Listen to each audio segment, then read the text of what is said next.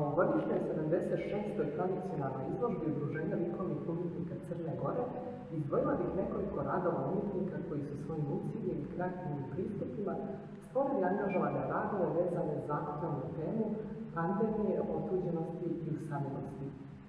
Prije svega sam izdvojila ilustraciju Zdravka Delibašića Belog pod nazivom Komfort zona iz 2021. godine, koja je dio njegovog doktorskog rada.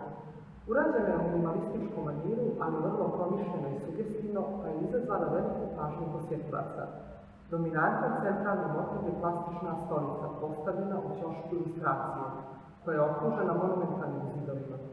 Plastična stolica izgleda mineurno između velikih hladnih zidova, koja uz osudsku figuraciju naglašava osjećaj usamljenosti i izdvojenosti. Pozicija ćoška je uvijek kaznena i baš kao takva gradi apsurdni prostor koji se nameće posmatraču. Delibašić je izbor motiva vezao za aforizam Danijela Kiša koji navodi da je banalnost neuništiva kao plastična flaša. Simbol plastične stolice je u njegovom radu simbol nepostojanosti, neistrajnosti, prolaznosti, neudobnosti, ali time i neodrživosti. Također naziv rada Komfort zona je ironičan i postavlja provokativno pitanje da li ova pozicija zaista može biti komfortna. Hashtag ispred naziva rada ukazuje da je Delibašić razumio vrijeme u kome stvara vrijeme digitalnih tehnologija i cyber prostora i da je to vješto uklopio u svoj rad.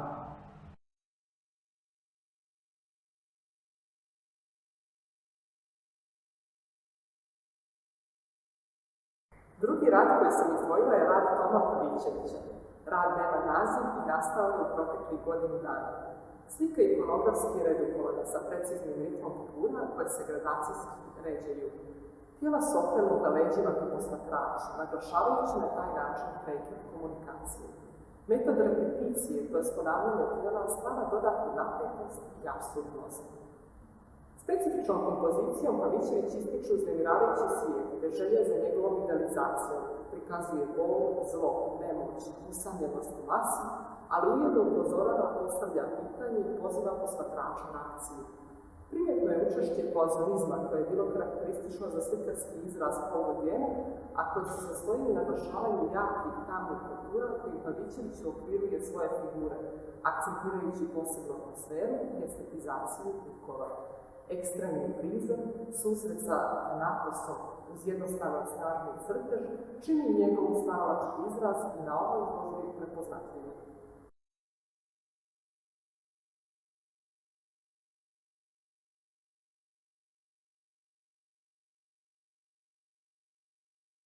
I za kraj rad Ivanke Vane Prelević pod nazivom Pejzaž iz 2021. godine.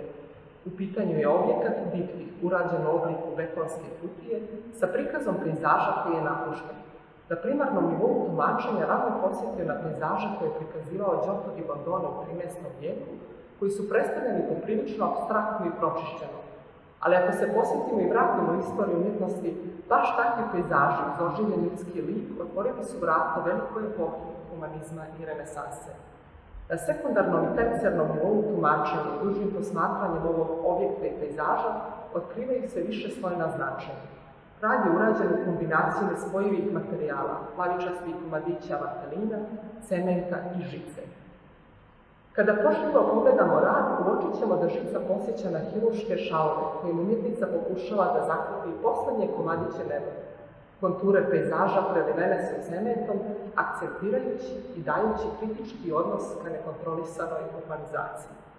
I da zaključim, rad Delibašića je usmjeren ka egzistencijalnoj tišini, Pavićevića kao otuđenosti i usamljenosti u pomini, dok vanjeni betonirani pejzaži stvaraju osjećaj potpune odvojenosti čovjeka od prirode.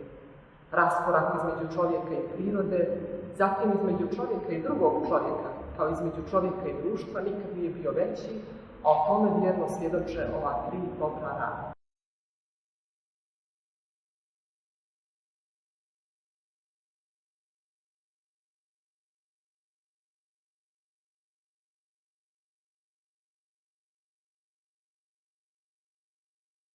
Pored analize navedenih radova, navela bih još nekoliko umjetnika koji su također njihovi predstavili interesantne radove, poput Nade Kažić sa radom Edenski vrh, Igora Rakčevića promijenite serigrafije na Novinskom papiru s osvrtom na Mukov krik i Željko Rekić,